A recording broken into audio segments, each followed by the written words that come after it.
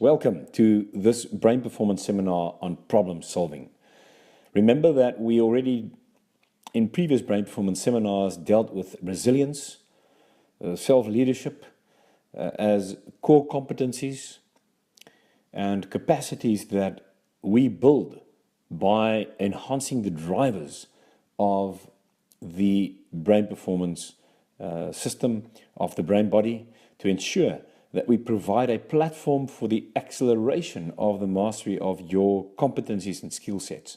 So to be sure that you understand where this fits into the whole development, if you may, of leadership development and of team performance, you need skill sets and competencies to work within a certain field, but you also need that your brain-body system is optimized and provide these capacities so that you have core competency sets that have been well developed and driven by these drivers.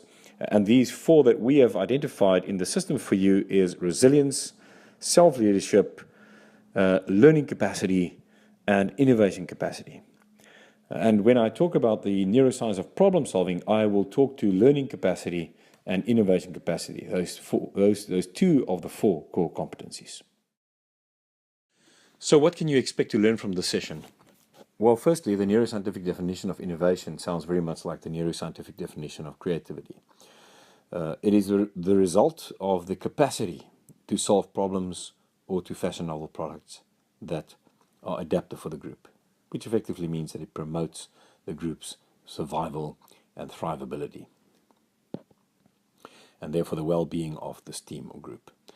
Where innovation is the result, creativity is the capacity. And so they are very much aligned. Now, the problem-solving capacity of the brain can be enhanced by optimizing learning capacity and innovation capacity. So you need to understand that we need both. We need to have a learning capacity that is optimized and an innovation capacity that is optimized to have a good problem-solving capacity. And I'll spend a bit of time as we go along in this seminar session. Problem solving starts with knowledge. Don't fool yourself. The more you know, the more innovative you can be. There is no substitute for knowledge. You need to have knowledge and a skill set, competencies, skill set built on knowledge about how to do things in the best possible way. And the more you know, the more innovative you can be. I cannot stress this enough. At the core of problem solving is this process of making realistic scenarios of the possible. That means we need to have knowledge to do that, right? We have to understand what is possible. We have to understand what the properties of whatever piece of knowledge or the problem is that we have to solve so that we can make realistic scenarios of the possible. And the possible, is expanded by curiosity and asking the what if question often. I will get back to that. Now, the processes of abstraction and executive function take place along something we call the superhighway of the brain and the prefrontal cortex, and I will also explain that to you. Then finally, very important to understand, our cultural view of the world often limits the amount of possible solutions that are presented to the conscious. This is the major reason our problem-solving capabilities are greatly enhanced by a high-performance team. Remember, we talked about this idea of collective creativity, that we need to enhance our collective creative capability by utilizing the diversity and leveraging that diversity within the group. There are different cultural views, there are different ways of looking at the world, which has been bestowed upon us by ages, and so we have to leverage this diversity by really ensuring we have a collective creative. At the same time, we have to understand that something called functional fixedness or convictions, the way we look at the world in a fixed way, also limits our capabilities to be innovative. So this is what you can expect to learn from this session, highlighted. And next up, I'm going to share with you a definition of problem solving once again, just to consolidate that, and then we're going to look at how the brain view business and see how we can really interpret this in terms of innovation as well. So once again, we just defined problem solving.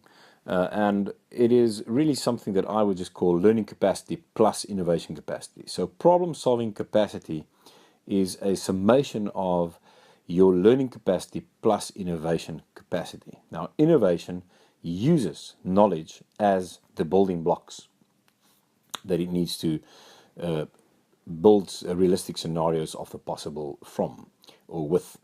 And so learning capacity is where it all starts. And then innovation capacity is this capability of abstraction and the capabilities of the executive function to utilize the building blocks of knowledge to make realistic scenarios of the possible. But in terms of its definition, once again, remember that it is a result of the neuroscientific definition of creativity, if you may say, because creativity is the capacity of the brain-body system to solve problems and to fashion novel products that are adaptive for the group.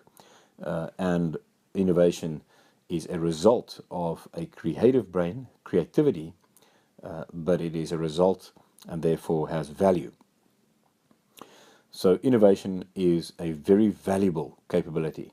It's really the top end of the brain in terms of, if you think about needs, how we need to guide ourselves through the world. We need to be safe, we need to maximize rewards, and we need to be innovative to ensure that we get that right.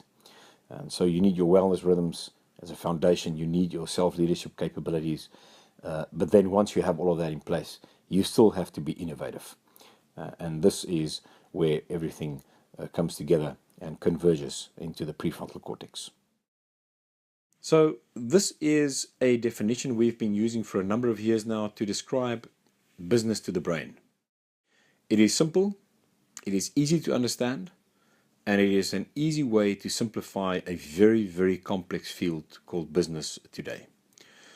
So from the brain's perspective, business is a fairly simple affair. We basically use our knowledge and skills, we allocate resources together, we distribute these resources. It has to be fair in order to stay alive, survive, and to thrive in life. Note the collective we, our, and together. So this speaks to the collective, the social safety that is needed, the collective way we operate. We have to be collectively creative. We have to distribute these resources fairly. This is in an ideal world, and it's very hard for us to get that right. And then this will give us a thrivability in life. At the bottom end, we stay alive, then we survive, and then thrive in life. That's the neuroscientific Maslow, if you may. Also, note the skills and knowledge that you and I need. This speaks to learning capacity. Allocating resources speaks to innovation capacity. So what you see in here are a number of the core competencies that are derived from the brain-body system and the model of brain performance. You can see that we need self-leadership and emotional regulation within the social setting. We need learning capacity. We need innovation capacity. And so I hope this is a helpful definition to just think about what is it that we really do while we are doing business, and why are these important components, capacities, and competencies that we need to develop using the model of how the brain-body system is optimized so useful. Once again, just to highlight this idea that allocating resources, this is where innovation comes in. This is where problem solving comes in. We need to be able to allocate resources by being innovative, by solving problems, by fashioning novel products that once again is adaptive for the group, which effectively promotes our thrivability. And the brain itself, prefrontal regulation is hugely important.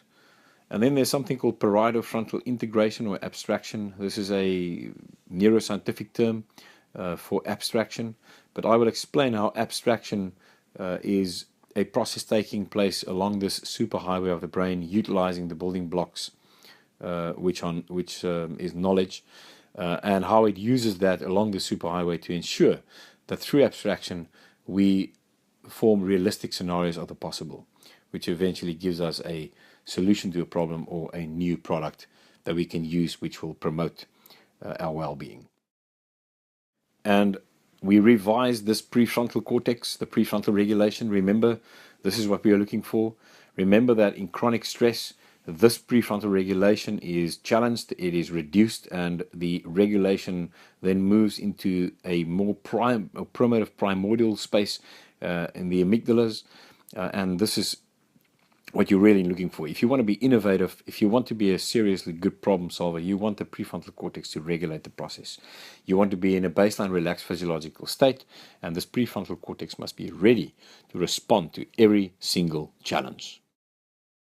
Well, the prefrontal cortex and the superhighways along which the prefrontal cortex utilizes its problem-solving capacities needs building blocks, and those building blocks are knowledge.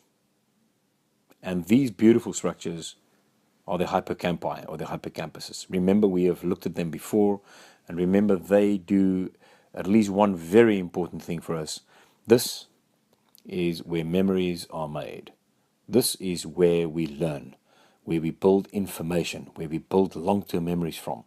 So the hippocampuses are incredibly important structures, and I'm just going to spend a bit of time to revise this idea that we need to ensure that we nourish the neural circuits in our hippocampuses so that we are ready to learn, that we have something which we call hippocampal fitness, that you have a fit hippocampus which is ready to learn and ready to enhance its memory formation capabilities so that you can build new knowledge at a rapid rate, which is highly adaptive for innovation and very important for that. So let's have a look into this hippocampuses. And this is what you see when you look deeper into the hippocampus, these neural circuits. They consist of neurons or electrically active brain cells, and you can see two in the front here, and then towards the back there are also a number of these bluish neurons or electrically active brain cells. They make a huge amount of connections, an average of about 10,000 connections per neuron with other neurons. It's absolutely mind-boggling. They connect, and in these connecting points, which are called synapses, they secrete a neurotransmitter which speaks to the other side, and if there's a strong enough signal, there will be a propagation of an electrical current or circuit, and this will form a neural circuit which underlies or represents thoughts, actions, etc. And we need these circuits to enable us to take these constructs of knowledge and move these little constructs into the right places so that they can be utilized as knowledge. Note that there are little pieces of what I sometimes call cereal. You know, those little blobs there adjacent to the cell bodies. They are secreted by these brain cells, and they are called growth factors. And growth factors are extremely important to do three major things for us. They can consolidate the strength of these connections, they can grow new connections, and they also promote the growth of new cells called neurogenesis. Remember, we talked about this idea of a growth mindset, this idea that we have a so-called neuroplasticity. This is a very important component of neuroplasticity. Growth factors are secreted. Examples are BDNF, brain-derived neurotrophic factor, insulin growth factor, and a number of others.